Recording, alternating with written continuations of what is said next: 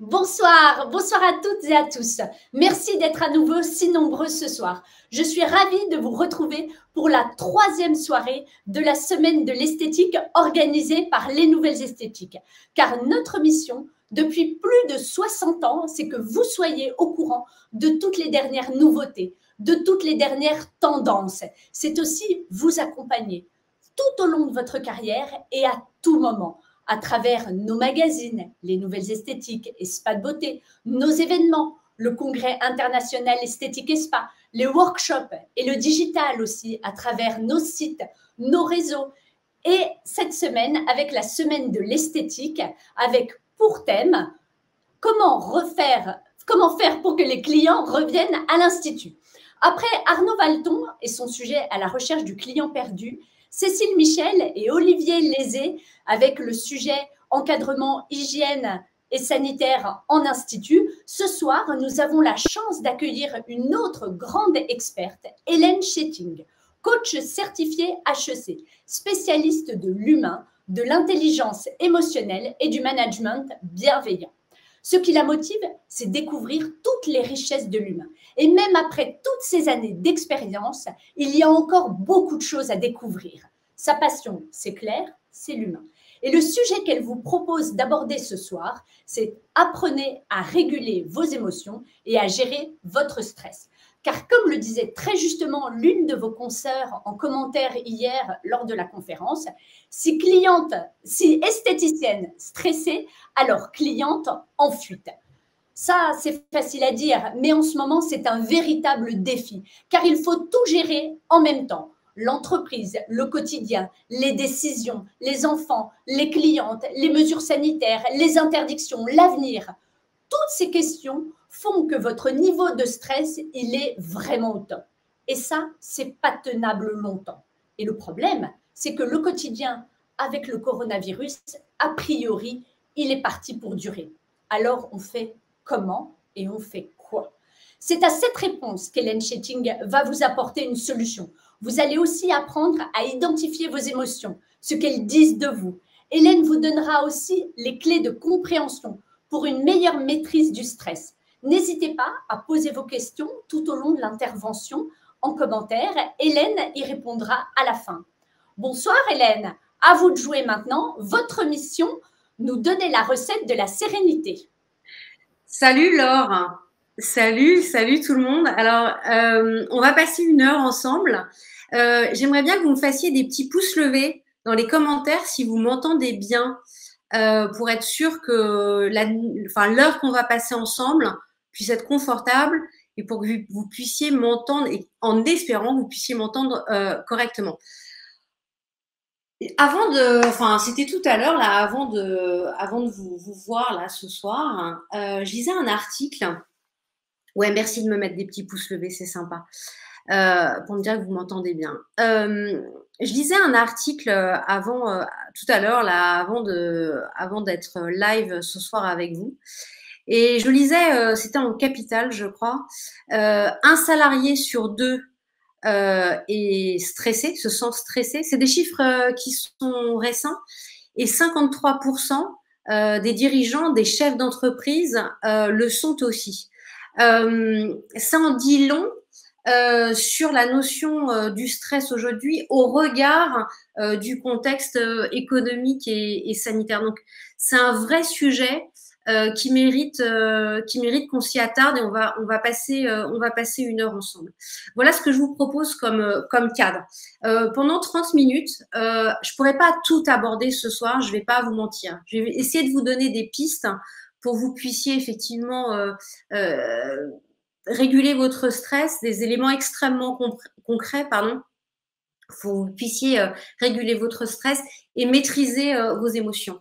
Et puis une autre demi-heure environ, hein, je suis pas à la minute près, mais une autre demi-heure consacrée ensemble au partage, que vous puissiez effectivement me poser toutes les questions, puisque je suis là avec vous ce soir. Bon, juste un petit topo avant de rentrer dans le vif du sujet. La première chose, je me suis posé la question avant de démarrer, est-ce que je suis stressée? Je me suis dit un peu quand même. un peu émue. En tout cas, le stress mélangé à la joie. Et la bonne nouvelle, en fait, et c'est ce que je vais essayer de vous partager ce soir, c'est qu'en étant un peu stressé, finalement, il y a plein de choses qui émergent. Pour ceux et celles qui me connaissent pas encore, je m'appelle Hélène Schetting, je suis coach. J'accompagne des dirigeants, des managers, mais aussi des sportifs de haut niveau à développer finalement leur potentiel. Et comme le disait Laure, ma spécialité, c'est l'humain de manière générale. On aurait pu mettre humain d'ailleurs avec un grand H. Bon, on rentre dans le vif du sujet. J'espère que vous êtes chaud derrière vos ordinateurs. Moi, je suis hyper prête, donc on y va. Alors, l'émotion, finalement, c'est pas ce par quoi j'aimerais démarrer ce soir. L'émotion, c'est quoi? Alors, ceux qui me connaissent savent que je suis assez, comment dirais-je, amateur de la langue française et j'aime beaucoup les racines latines parce que ou grecques, peu importe, mais en tout cas la racine des mots, la sémantique, j'ai cette croyance-là, la sémantique donne véritablement du sens j'allais dire aux mots utilisés. L'émotion, ça vient du latin, ça veut dire ex movere, ça veut dire être en mouvement à l'extérieur de soi. Pourquoi je pars du latin? Parce qu'en fait, vous comprenez, et vous allez vite comprendre par cette explication, que l'émotion, en fait, c'est cette possibilité qui vous est donnée de vous mettre en mouvement, de vous mettre en mouvement à l'extérieur de vous-même. Pourquoi vous mettre en mouvement? En fait, simplement pour ouvrir des portes et pouvoir comprendre qu'en fait, l'émotion est une clé extrêmement intelligente qui va vous permettre de décoder votre fonctionnement. J'espère que tout le monde me suit. Si vous étiez en face de moi, je vous dirais ce qu'à main levée, c'est OK. J'espère qu'à pouce levé, c'est OK. Ce que je veux vous dire par là, c'est que l'émotion, elle est un outil finalement de décodage j'allais dire même de votre quotidien. L'émotion, elle sert finalement, comme je dis souvent, il n'y a pas d'émotion négative ou d'émotion positive, il n'y a que des émotions. Des émotions, alors, ok, on va pas non plus se mentir, il y a des émotions qui sont plus confortables que d'autres, il y a des émotions qui sont plus désagréables que d'autres. Maintenant, elles sont là, pourquoi ces émotions? Et c'est la question que je vous pose maintenant en vous disant, mais en fait, quel rôle elles jouent? Ces émotions, elles sont simplement là et prenez-les vraiment comme telles, uniquement, mais uniquement comme un signal. L'émotion, elle vous dit, tiens, il y a un truc qui se passe. C'est typiquement le cas, vous l'avez déjà vécu, et c'est une émotion qu'on appelle archaïque, je vous expliquerai après pourquoi. L'émotion de la peur. Vous avez tous eu, au moins une fois dans votre vie, peur. Cette émotion de la peur, elle est archaïque. Pourquoi? Parce que si on fait un bond en arrière, des millions d'années avant notre époque, l'homme préhistorique, d'accord, avait besoin d'avoir des informations ou développait plutôt, ou prenait, c'est le verbe les plus juste, prenait des informations sans forcément une autre partie du cerveau qu'on appelle le cerveau, le cortex, le cerveau préfrontal. Ça allait taper direct une zone du cerveau qu'on appelle le cerveau reptilien. C'est le cerveau archaïque. Celui où encore maintenant se loge la peur. D'accord? La peur se loge dans cette partie du cerveau. C'est une émotion qui est bien particulière. Cette émotion-là, je dis qu'elle est archaïque. Pourquoi? Parce que je vous renvoie à ce que je vous disais tout à l'heure sur l'homme préhistorique. Finalement, en fait, l'homme préhistorique en avait besoin lorsqu'il entendait au loin les bisons qui arrivaient pour prendre la fuite. Ce qui est intéressant d'observer, c'est qu'aujourd'hui, maintenant, alors même qu'il n'y a plus de bisons dans les rues, d'accord, eh bien, nous faisons pareil. Intéressant de l'observer. Ça veut dire quoi? Ça veut dire qu'en fait, on a conservé l'ensemble des éléments qu'aujourd'hui maintenant, et c'est notre sujet de ce soir, qu'on appelle le stress, on a conservé ces éléments, d'accord, dans une partie de notre cerveau, d'ailleurs à laquelle, qui est tellement ancrée, je vous le répète, qu'on appelle cette zone, les émotions et cette émotion en particulier, une émotion archaïque, on qualifiera même de primaire, d'accord? Et la peur en est l'exemple type. Intéressant aussi de constater que est-ce que véritablement maintenant, nous avons besoin de développer avec autant de puissance cette peur? Je dirais parfois oui, mais j'ai la croyance aussi que la peur et par conséquent, alors j'allais dire tous ces éléments connexes, hein, on a la peur, mais on a, c'est le sujet de ce soir, le stress, d'accord? Donc le stress, pour avoir travaillé avec des sportifs de haut niveau, le stress, il est intéressant à partir du moment où il est j'allais dire, un facteur de réussite. Le stress, il est intéressant. Alors, j'allais dire, je vais essayer de finir ma phrase, de manière générale, de façon populaire, on dit que effectivement, on a le stress positif. Alors, je suis d'accord avec ça. Il y a le stress positif. C'est ce fameux stress qui va permettre à Usain Bolt de courir un 100 mètres en 9 secondes et 38 centièmes. Je pense qu'il y a des meilleurs spécialistes de l'athlétisme que moi là-dessus, donc vous me corrigerez dans les commentaires, peut-être que c'est un petit peu moins. Donc ça veut dire quoi? Ça veut dire qu'aujourd'hui, en fait, le stress, c'est OK à partir du moment où on ne rentre pas dans quelque chose de chronique. C'est ce que je vous ai dit en introduction du live de ce soir. Je vous ai dit, en fait, la bonne nouvelle, c'est que nous, humains, on a des émotions, d'accord? La peur, on l'a vu, en fait partie. Et le stress fait partie et est un signal donné au corps pour dire attention, sois en vigilance. Et je répète, l'émotion n'est qu'un signal. Je reviens là-dessus sur le stress quand il est chronique. Le stress, quand il est chronique, devient une faiblesse versus le stress quand il est là.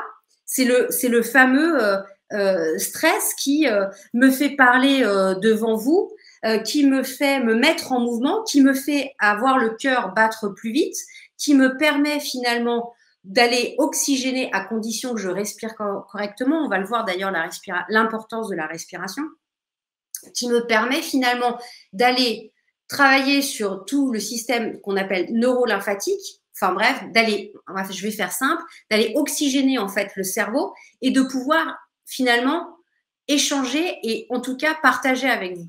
Comprenez quand même que, imaginez pas qu'il y ait, parce que souvent on se dit, je pense à des femmes, par exemple, je pense à Michelle Obama, une femme que j'aime beaucoup, pour 1000 raisons.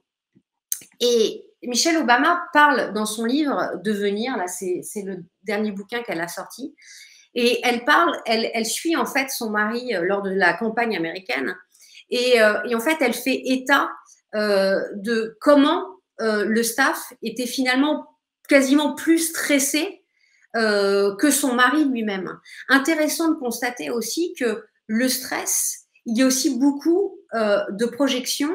Et c'est intéressant aussi de constater que le stress a cette dimension extrêmement subjective.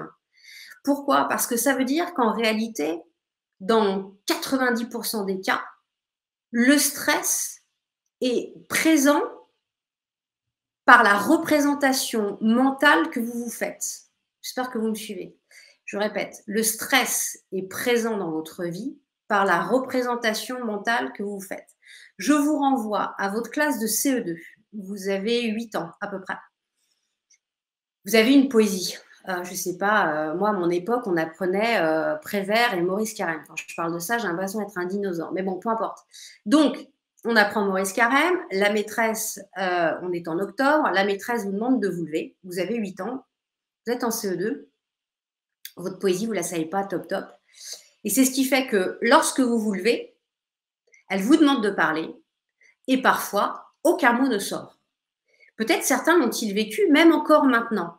Ça veut dire quoi? Ça veut dire que c'est l'image, il y a une vérité physique réelle qui peut prostrer parfois, on appelle ça dans notre jargon l'inhibition, c'est-à-dire qu'il ne se passe rien, impossible de sortir un mot. Et en même temps, il y a tout le chemin auquel vous avez pensé depuis que vous vous êtes levé à 7 heures. Je vous rappelle, vous êtes en CE2 et vous avez 8 ans. et vous dites, elle va peut-être m'interroger, elle va peut-être m'interroger, elle va peut-être m'interroger. C'est ça la représentation mentale. D'accord? Donc le stress, je répète, est lié aussi, tout ou partie, à vos représentations mentales. J'espère que vous me suivez à pouce levé et que tout va bien. Je vois l'adrénaline, on va en parler tout à l'heure. L'adrénaline, elle est intéressante. Elle fait partie, je fais cette parenthèse-là et on aura l'occasion d'échanger tout à l'heure. L'adrénaline fait partie des hormones en fait du stress. Adrénaline, noradrénaline et la troisième qui est hyper importante, qui est le cortisol. Donc le stress, vous l'avez compris, je reprends mes notes. C'est un réflexe automatique, d'accord? Il est là en fait pour vous protéger d'un danger. D'accord? Il est présent pour ça. Qu'est-ce qui se met je vais rebondir justement sur les hormones. Qu'est-ce qui se met physiquement, physiologiquement en route quand arrive le stress? Donc, il y a le cortisol, d'accord, qui est la fameuse hormone du stress, l'adrénaline, le cœur qui bat beaucoup plus rapidement. Peut-être avez-vous d'ailleurs les mains moites aussi parfois, ça c'est une représentation classique du stress. Et les muscles en fait qui vont se mettre en mouvement. Je vous renvoie à l'homme préhistorique dont je vous parlais tout à l'heure avec les bisons. On est vraiment là-dedans. C'est-à-dire que l'homme préhistorique avait besoin de ça. Et vous voyez encore maintenant en 2020, on utilise exactement les mêmes réseaux, les mêmes canaux biologiques, physiologiques pour répondre, je dis bien pour répondre physiologiquement au stress. Il y a quelque chose aussi d'intéressant que je voulais vous partager ce soir. Je répète, je ne pourrais pas tout, mais j'essaie de vous donner le plus d'infos et puis vous ayez des pistes ensuite très concrètes. On a ce qu'on appelle la cascade du stress. Dans le stress, on observe finalement 3 comportements possibles. On a ce qu'on appelle la fuite. D'accord? Je suis extrêmement stressée. La première des choses qui me passe par la tête, c'est filer, courir, prendre mes jambes à mon cou. On a la deuxième possibilité d'action, c'est le combat. J'affronte ce qui se passe. Et la troisième possibilité, c'est l'inhibition. On en a parlé. Vous savez, c'est dans le règne animal, c'est intéressant de l'observer. Je vous invite à l'observer dans des documentaires. Les animaux disent aussi beaucoup sur nous. C'est le cas, en fait, quand vous avez un animal qui fait semblant de faire le mort. Je ne sais pas si ça vous parle. Parfois, je pense à cette fameuse gazelle qui est poursuivie par un lion. Alors, c'est peut-être pas le meilleur exemple. Peut-être vous m'en trouverez d'autres tout à l'heure qui seront nettement meilleurs que celui que je vous donne, mais c'est celui qui me passe par la tête. C'est cette fameuse gazelle, en fait, qui est poursuivie par le lion et qui fait semblant, en fait, vous savez, hop, qui tombe, qui fait semblant d'être morte. C'est ça, en fait, l'inhibition. Donc, je vous le répète, fuite, combat ou inhibition. Ça, c'est les 3 possibilités, ce qu'on appelle la cascade du stress, et les 3 possibilités d'action possibles. Notez aussi que dans le stress, c'est ce fameux état d'urgence qu'il nous faut absolument gérer. Cet état d'urgence, je vous le répète, il est à l'intérieur de nos gènes, en fait, depuis extrêmement longtemps. Donc, comprenez que c'est une réaction qui est là et qui est présente, j'allais dire, depuis la nuit des temps. Et je le répète encore, permettant ainsi de pouvoir vous protéger du danger. Donc, moi, ce qui m'intéresse là aujourd'hui, et si on était en coaching en face à face, c'est aussi, et si vous veniez me voir pour le stress, c'est aussi des questions que j'aimerais vous poser. C'est d'arriver, en fait, à identifier les causes du stress. Parce que les causes du stress pour vous ne seront pas les mêmes causes du stress pour votre voisin ou votre voisine. Je vous ai parlé tout à l'heure de la subjectivité, on est au cœur du sujet. C'est-à-dire que véritablement et fondamentalement, les causes sont réellement différentes. Donc, je vous invite je vous pose quelques questions comme ça et je vous invite à y réfléchir dans votre canapé, à votre bureau, où que vous soyez en train de m'écouter. C'est de comprendre quelques questions. Je vous les donne et vous les notez dans un coin de votre tête, si vous avez un papier, un stylo ou à votre esprit. Plusieurs questions. Votre stress, quand vous êtes vraiment stressé, comment ça se manifeste? Première question. Comment il apparaît? À quel moment il apparaît et comment il apparaît? Qu'est-ce qu'il représente? Qu'est-ce qu'il représente, ce stress, pour vous? Je vous aurais aussi interrogé en face à face, en cabinet, je vous aurais posé cette question-là que je vous pose maintenant. Que pensez-vous des personnes qui sont stressées? Quel regard portez-vous sur elles? Et puis, cette dernière question qui, à mon avis, est le point d'orgue des précédentes, qui est de comprendre que ressentez-vous quand vous êtes au calme. Parce que si on travaillait les polarités, c'est de comprendre qu'en face du stress, il y a forcément, c'est ce que Laure a annoncé dans l'introduction, la sérénité. Donc c'est intéressant aussi de travailler en polarité. Je vous invite peut-être à réfléchir à ces questions et mettre à nouveau vos questions dans les commentaires. Donc 90% du stress, on l'a vu, ont des causes subjectives. Alors attention, vous êtes prêts et prêtes à entendre ce que je vais vous partager. Les causes du stress sont subjectives. Et puis alors, le truc, c'est que vous en êtes en fait 100% responsable. La bonne nouvelle. Ça veut dire quoi? Ça veut dire que si vous en êtes responsable, vous pouvez agir dessus. Alors ça, c'est le truc quand même extraordinaire parce qu'on va parler du contrôle. On va parler au travers de ça du contrôle et de ce en quoi vous pouvez finalement un sujet que j'adore, vous réapproprier finalement votre propre pouvoir et vous sentir en fait aux commandes de la machine. Donc, on a vu, où je peux vous faire cette parenthèse rapide, il y a trois, on appelle ça le cerveau triunique, mais je ne veux pas être trop technique ce soir, je voudrais quand même qu'on ait un peu de fun. C'est le cerveau reptilien, vous avez compris, c'est le cerveau là où il y a le stress, ou là où il y a la peur, là où il y a cette notion finalement qui est archaïque de survie. Ensuite, on a un deuxième cerveau qui s'appelle le cerveau limbique, que j'adore. Pourquoi? Parce que c'est le siège des émotions. C'est là où la plupart des émotions se jouent. Je pense à la surprise, au dégoût, etc., etc. Et puis, il y a le cerveau qu'on appelle le cerveau préfrontal, le lieu en fait du cortex, du néocortex, le lieu en fait de la réflexion, le lieu de l'analyse.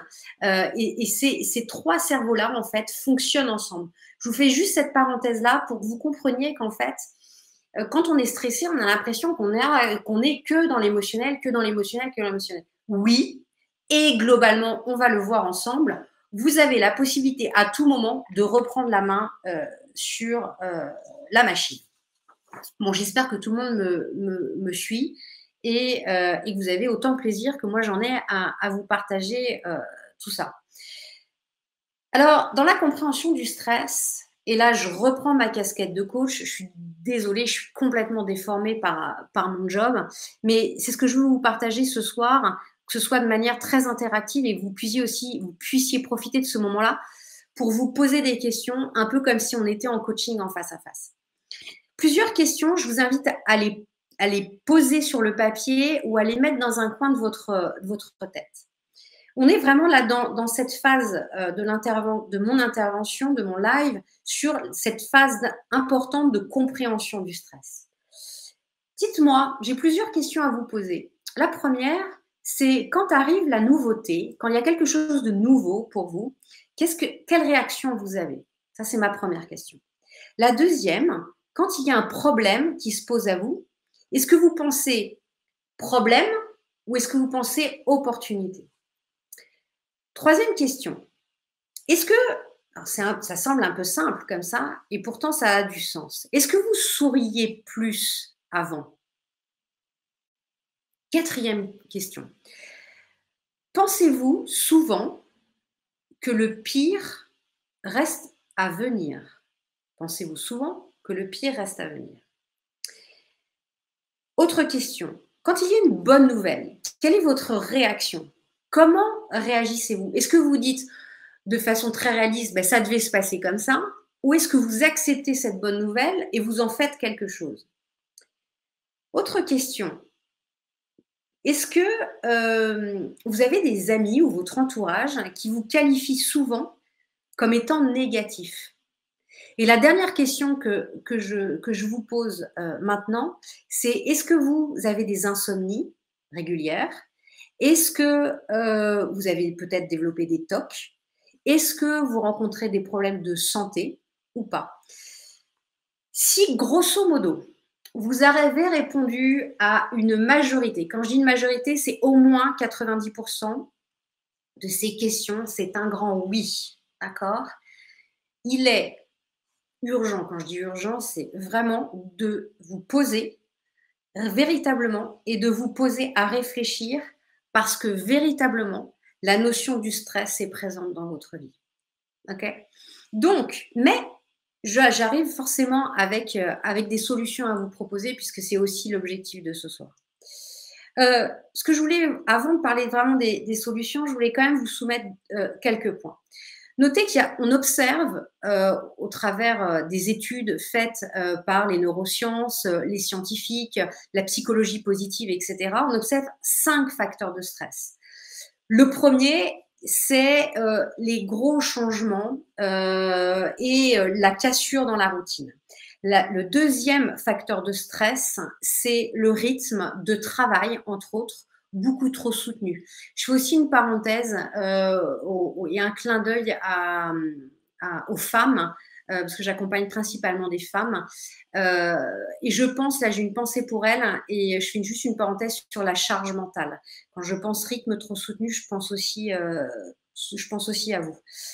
Troisième facteur générateur de stress, des objectifs personnels ou professionnels qui ne sont pas aboutis et qui génèrent, celles qui me connaissent le savent, je parle souvent du hamster, le hamster qui court dans sa cage et qui est complètement en folie et qui ne peut jamais donc s'arrêter.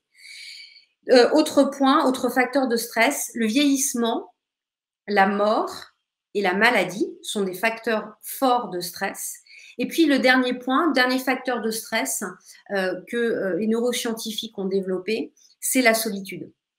Donc moi, je vous invite, dans ces différents facteurs de stress que je viens de poser, à identifier finalement le domaine qui provoque cet affolement. Vous savez, et là, je vous ai parlé tout à l'heure, le cortisol, le cœur qui s'affole, les muscles qui se resserrent.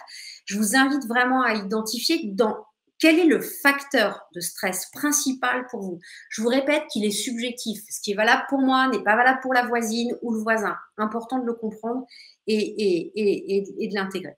Ça veut dire quoi? Ça veut dire qu'en identifiant finalement le facteur de stress, vous avez la possibilité finalement d'agir et de repasser maître sur la cause du stress. Donc ça, c'est fondamental. Ça veut dire que là, vous me suivez et c'est la dernière phase de mon live. C'est de comprendre qu'en fait, cette sensation que les Américains, que les anglophones aiment à prononcer comme ça, c'est l'empowerment, c'est reprendre le pouvoir en fait. C'est de pouvoir agir sur la cause en prenant, ce que j'aime à dire, c'est en prenant finalement en charge votre destin. Et ça, je pense que ça n'a pas de prix. Et surtout, pour l'avoir expérimenté sur le terrain avec mes clients, c'est que c'est un vrai levier, en fait, de retour, en fait, au contrôle. Donc, c'est intéressant. Dans le contrôle, je dis souvent que le contrôle peut se lire aussi en 2 mots. Contrôle, d'accord? Ce qui est intéressant, c'est que le contrôle, c'est OK. Le contrôle en 2 mots, beaucoup moins. Ça, c'est pour ceux qui suivent. Ça veut dire quoi? Ça veut dire qu'il y a une dimension de contrôle intéressante quand c'est positif. Et là, je vous l'oppose à le tout contrôle, c'est-à-dire le besoin d'être toujours, se sentir dans cette dimension d'être indispensable à. Or, je fais bien cette distinction de sens et de notion, c'est que le contrôle, en fait, va vous permettre de vous adapter. Je contrôle les facteurs, je suis en responsabilité de ce qui se passe chez moi, donc je peux reprendre le contrôle parce que je me suis adaptée. Versus le tout contrôler, où là, finalement, on laisse assez peu de place au hasard. D'ailleurs, je vous invite à réfléchir. Moi, j'ai rarement vu des gens dans l'hyper-contrôle qui étaient heureux. Parce que généralement, ce qui est super sympa, un peu comme le live de ce soir, c'est qu'il émerge des choses et c'est aussi l'imprévu. Parce que c'est ça où je veux vous emmener aussi, c'est que vous compreniez en fait un truc, c'est que la vie par essence, en fait, et elle est complètement incertaine. La vie par essence, elle est imprévisible. C'est ce que je dis souvent en formation quand certaines entreprises viennent me chercher pour former les équipes. Je leur dis mais ok, au lieu de vous accrocher à des choses, souvent à des croyances qui sont pas tout le temps justes, c'est à un moment donné, c'est go with the flow. C'est-à-dire en fait va avec ce qui se passe. c'est la pratique de ce qu'on appelle dans notre milieu le lâcher-prise, en fait. Et dans le contrôle des facteurs de stress, j'entends, il y a cette dimension de lâcher-prise. Parce que quand vous êtes dans lâcher-prise, vous êtes déjà dans quelque chose de beaucoup plus intéressant. Ça veut dire quoi? Ça veut dire que il y a cette dimension dans le contrôle aussi de se rendre compte de ce que l'on vit. Je reformule cette phrase où je la redis comme ça. De finalement, non, je la reformule. De finalement être, un mot que j'aime beaucoup, d'être en gratitude pour ce que l'on a. D'être en gratitude pour ce que l'on a. Pas être en gratitude pour ce que l'on pourrait avoir, mais d'être en gratitude pour ce que l'on a. C'est ce que j'appelle les petits bonheurs. C'est ce que j'appelle ces petits bonheurs du quotidien. Et c'est en fait hyper important de comprendre, c'est que ces petits bonheurs du quotidien vont finalement vous permettre de vous rattacher à, j'allais dire, à ce qui me vient là, et ce que je voudrais vous dire, c'est à l'essentiel. Alors, à l'essentiel, en plusieurs mots ou en un mot, après, en fonction de vos sensibilités, vous me dites comme vous voulez, mais à l'essentiel, de comprendre que finalement, peut-être que le cadeau, c'est d'être dans ce présent, là, maintenant, on est tous ensemble, c'est un temps qui est suspendu, qui n'arrivera plus jamais, il est juste là, maintenant, entre vous et moi, juste là, et de comprendre qu'en fait, en étant dans le présent, en étant dans le maintenant, je ne peux pas être stressée. Je ne peux pas être à la fois en joie de vous parler et être stressée. C'est des émotions qui sont antagonistes. Ça veut dire quoi? Ça veut dire que dans ma posture, je ne suis que finalement dans le présent et donc je suis dans la joie. Intéressant de comprendre que finalement, c'est dans ces petits bonheurs, dans cette gratitude que vous allez pouvoir aussi faire descendre votre stress, faire descendre ce qui vous fait tourner le cerveau à grands coups de roue. C'est ce qui me vient. Donc, pensez toujours, et c'est ce que je dis en coaching, les 10 choses pour lesquelles vous avez une gratitude infinie. Ça peut être de respirer sans machine, de pouvoir respirer seul, de vous lever seul, de vous laver seul, de pouvoir prendre votre café le matin, peut-être dans le silence du matin, de prendre, d'aller chercher votre enfant à l'école de temps en temps. Voilà, c'est ces bonheurs en fait dont vous êtes le propriétaire. Ces bonheurs que personne, quels que soient les facteurs, je répète, quels que soient les facteurs, c'est à vous. Donc ça, c'est fondamental dans je reprends la main, dans je vais faire descendre mon stress, c'est ça aussi, être en gratitude, c'est une vraie posture, c'est un vrai choix, j'allais dire quasiment un choix de vie. Et puis le dernier point sur lequel je voulais vous partager avant que vous partiez avec des solutions extrêmement concrètes en fait pour combattre le stress et pour réguler finalement ce stress, c'est le changement de perspective. Comme je dis souvent, je l'ai dit encore pas plus tard qu'hier en coaching, vous n'obtiendrez pas de nouvelles choses en étant dans vos anciennes habitudes. En clair, vous voulez de la nouveauté, alors faites différemment, faites nouveau, faites des choses nouvelles. Sinon, vous serez encore, une fois de plus, dans vos anciennes habitudes. Okay. Ça veut dire que le changement de perspective, c'est aussi de comprendre qu'en fait, c'est une façon différente d'envisager, finalement, d'envisager les problèmes. On est vraiment dans le contrôle de vos pensées. Je vous rappelle que le stress est une notion subjective qui est en lien avec vos représentations mentales. Hein, si vous suivez, c'est ce que je vous ai dit au tout début de ce live et c'est fondamental que vous le compreniez. C'est en fait que vous puissiez porter en fait votre attention sur les choses positives qui peuvent arriver. Pas uniquement sur le risque et sur le problème, mais véritablement être dans le présent pour pouvoir comprendre que peut-être demain sera différent. C'est essentiel que vous puissiez l'aborder, cette notion. Et puis, ça veut dire quoi? Ça veut dire qu'il y a un moment donné, dans ce changement de perspective que vous pouvez choisir d'avoir, c'est de comprendre que c'est aussi une histoire de posture et une histoire d'état d'esprit.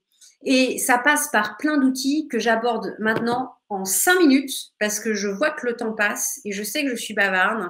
Donc, j'essaie en 5 minutes de vous faire un petit résumé des outils avec lesquels vous allez pouvoir partir ce soir. Je répète, quel que soit l'environnement et au regard de ce que l'on vit actuellement ensemble, qui est extrêmement difficile, raison pour laquelle dans ce sujet, comment faire revenir les clients, la notion du stress, elle est fondamentale parce que, comme l'a dit Laure, si effectivement vous avez un niveau de stress comme ça, il y a grande chance que vous ne puissiez pas développer votre business comme vous l'envisagez, avoir votre esprit clair pour développer la stratégie que vous souhaitez, que ce soit en termes de marketing, en termes de com, en termes de bizdev, etc. Donc, cette notion-là, donc en 5 minutes, je vais essayer de vous donner pour conclure des outils très concrets. La première, c'est seulement celui qui semble le plus simple et qui peut être le plus compliqué. C'est le fameux va te coucher, il est tard. Vous entendez vos parents vous dire ça? Vous êtes lycéen, peut-être collégien, va te coucher, il est tard, tu as besoin de sommeil. Eh bien, on est vraiment là-dedans. Le sommeil est un des éléments fondamentaux, physiologiques, qui va pouvoir vous faire descendre votre niveau de stress. Ça veut dire quoi? Ça veut dire que pendant la nuit, votre cerveau, il est génial, il range, il classe, il ordonne, etc., etc. Donc, c'est fondamental de s'octroyer du sommeil.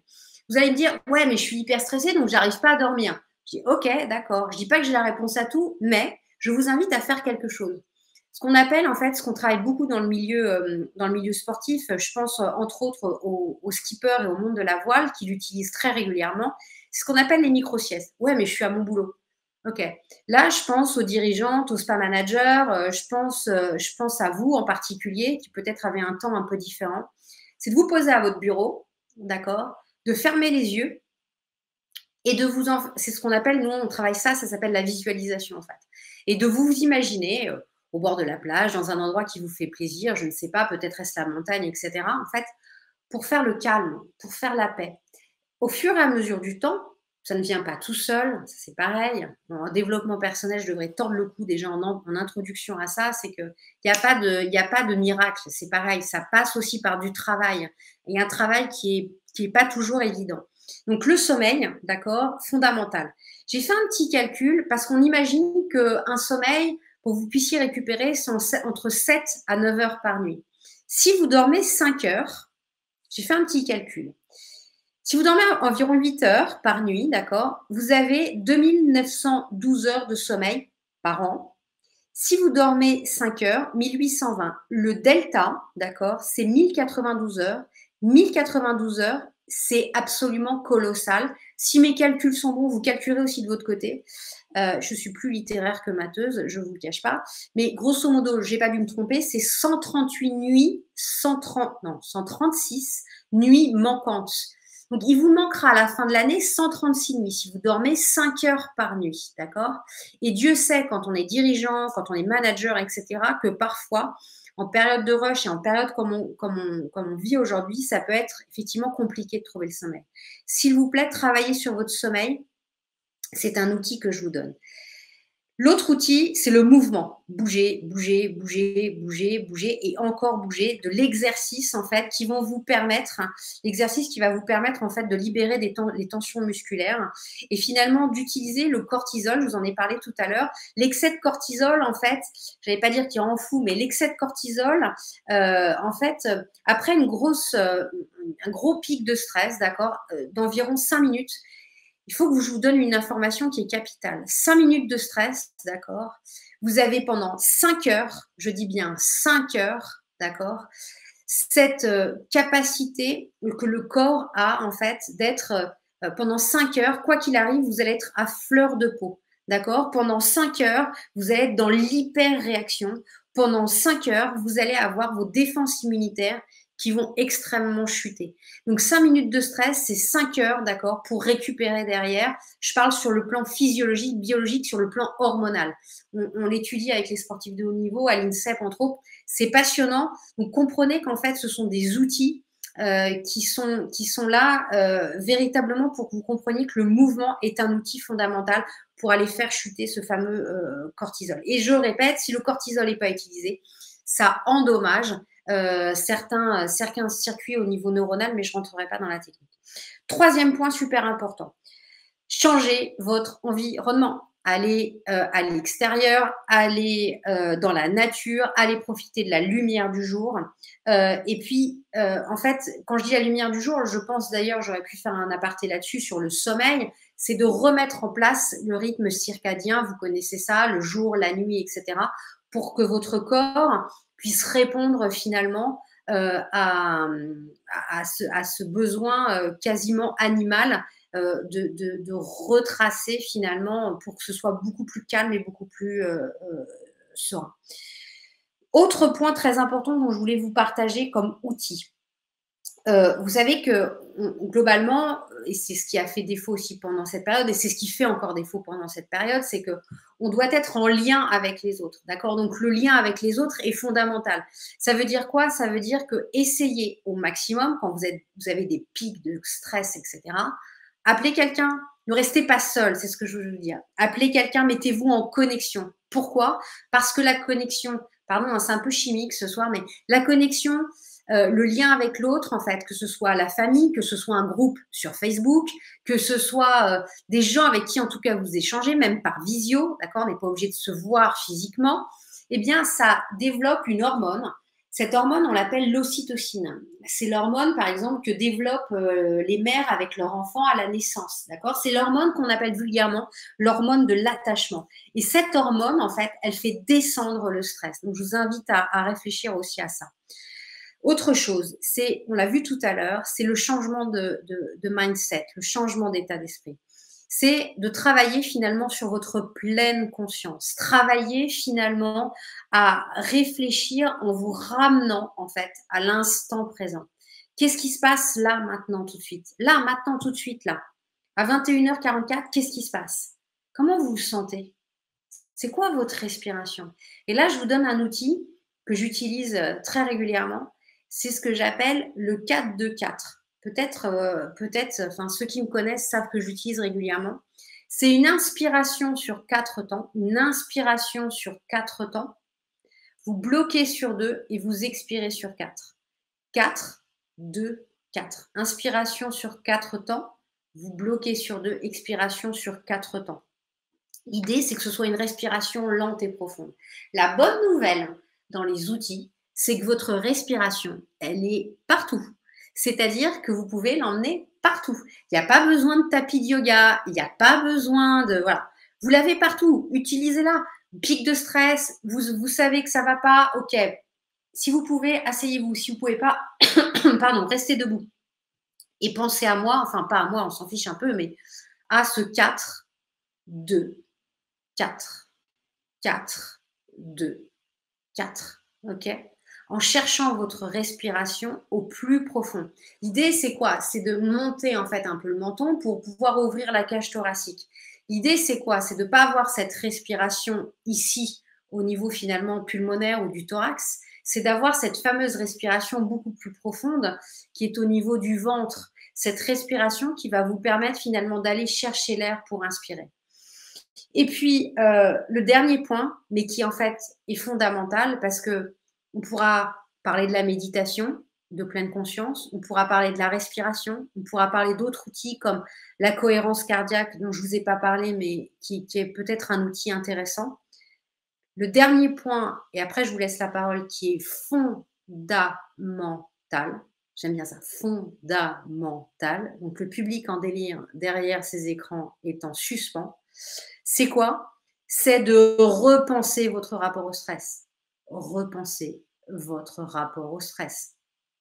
Il est essentiel de comprendre que, en fonction de l'état d'esprit dans lequel vous êtes, de votre rapport, je vous rappelle qu'il est subjectif, il est en représentation mentale par rapport à ce que vous avez vécu, connu, l'expérience, etc., etc. Ça veut dire quoi? Ça veut dire que si vous repensez votre rapport au stress, c'est de travailler finalement sur les croyances. Est-ce que vous imaginez, est-ce que vous avez comme croyance que, par exemple, le stress est nuisible? Est-ce que oui ou non, ça fait partie de vos croyances? Moi, j'ai la croyance inverse. J'ai la croyance que le stress, en fait, est un booster.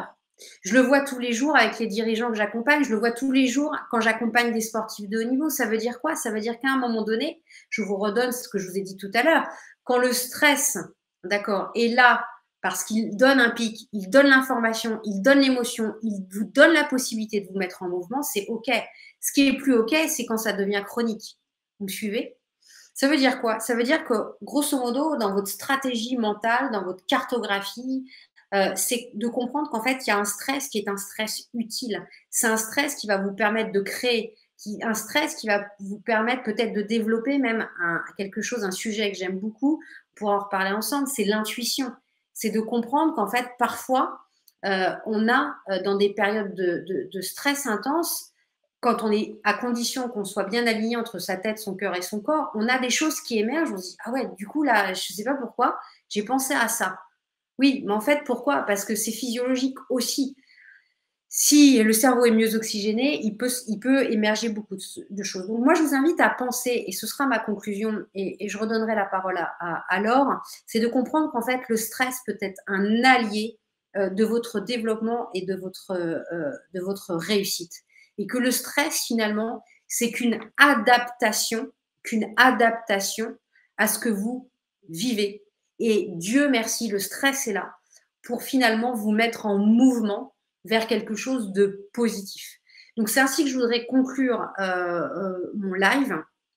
J'espère que vous avez plein de questions à me poser. J'ai qu'un cerveau, donc je vais lire les questions. Ou est-ce que Laure est dans le coin ou pas? Si elle n'est pas dans le coin, ouais, oui, je suis là. Ouais, merci. Salut. Merci beaucoup. Donc, si le stress est un booster, on va cartonner là. Écoute, on va tout défoncer. Je crois que oui, je suis dans les choux au niveau timing. Il fallait l'imaginer. C'est pas grave, tu vois, no stress. Voilà. Go with the flow. Comme une opportunité. Alors, allez-y, posez vos questions. On en a repéré 2 pour vous. La première qui va apparaître sur votre écran. Comment gérer le stress lié à l'inconnu quand on va au domicile de gens que l'on ne connaît pas? Intéressant cette question en fait. Là, on est dans la gestion de l'incertain. J'aurais aimé que Céline elle développe un peu parce que en fait, qu'est-ce qui se passe? Qu'est-ce qui se joue? C'est la peur de la rencontre. C'est la peur. Vous voyez ce que je veux dire? C'est la peur de quoi? C'est la peur de rencontrer la personne qu'on ne connaît pas. Ou est-ce que c'est en lien avec le contexte sanitaire et de se dire est-ce que il se peut que potentiellement les gens soient malades? C'est intéressant aussi. Mais par rapport à l'incertain, en fait, c'est une chance. Comprenez que tout ce qui est en fait la vie, par exemple, c'est comme ça que fonctionnent les bouddhistes. Pour m'être intéressée aux enseignements bouddhiques depuis très longtemps, c'est en fait c'est l'impermanence de la vie, Céline.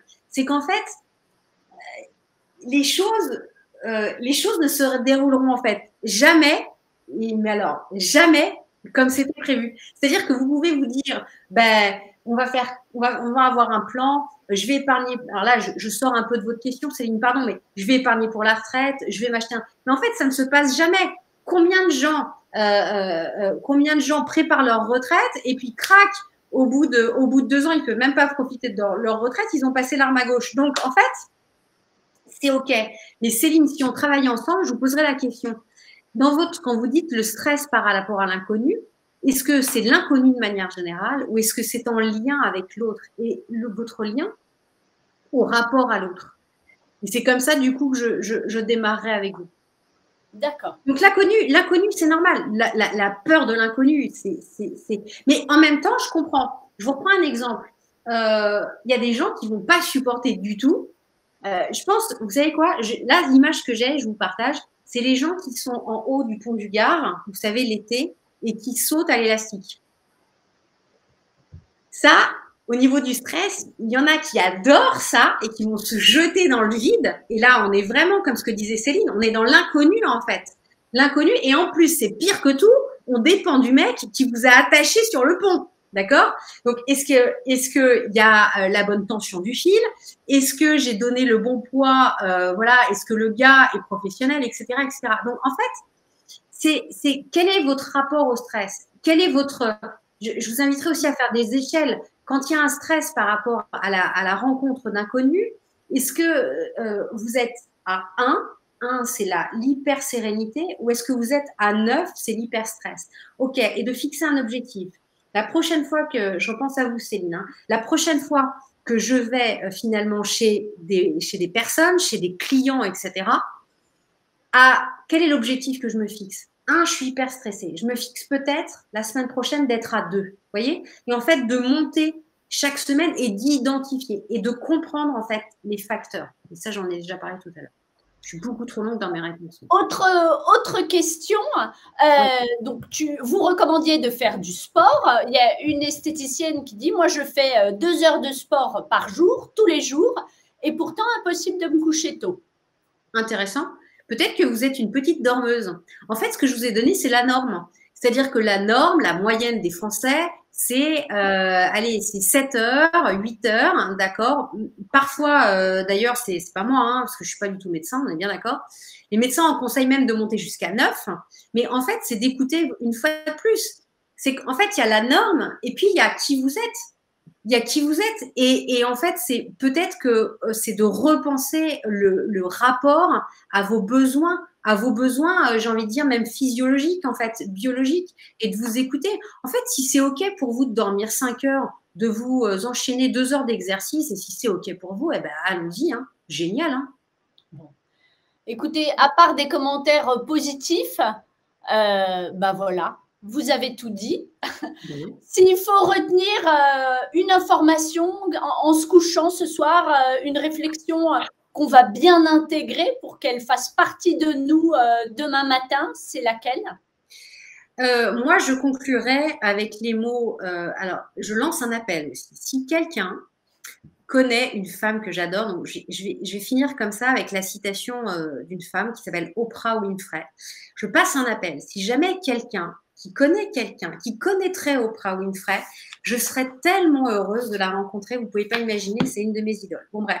Donc, je vais conclure avec les mots d'Oprah, comme si on se connaissait depuis des années. Mais ce sont les mots avec lesquels j'aimerais que vous partiez ce soir dans les bras de Morphée. Et j'aimerais que vous reteniez même peut-être pour l'avenir et pour la suite que nos chemins se recroisent ou pas, retenez ça. Nous ne pouvons pas devenir ce que nous voulons être en restant ce que nous sommes. Je redis cette phrase parce que notez-la, elle est vraiment géniale. Nous ne pouvons pas devenir ce que nous voulons être en restant ce que nous sommes.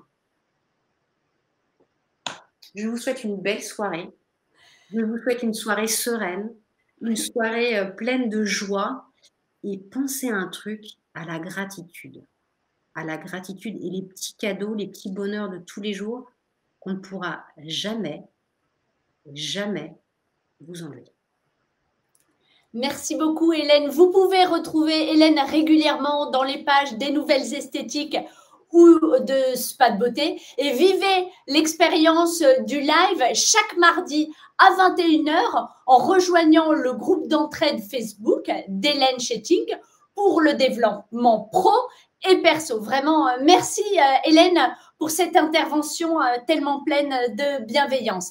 La semaine de l'esthétique continue demain avec Adamas Lee, expert en communication web, spécialisée en esthétique. C'est une véritable esthéticienne par procuration. C'est lui qui le dit. Le sujet, aujourd'hui, comment vendre et vendre plus grâce aux réseaux sociaux. On aurait même pu intituler cette conférence « La nécessité absolue de vendre et de vendre plus grâce aux réseaux sociaux ». Pourquoi?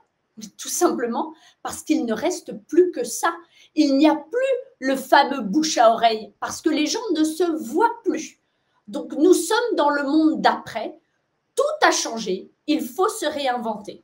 Alors, rendez-vous demain à 21h en direct avec Adamas pour obtenir toutes les réponses et tous les secrets de fonctionnement de ce nouveau monde. Vous pourrez revoir cette vidéo en replay sur notre page Facebook et prochainement sur notre page YouTube. Je vous dis un grand merci pour votre attention et votre fidélité. Bonne soirée, bonne nuit et à demain!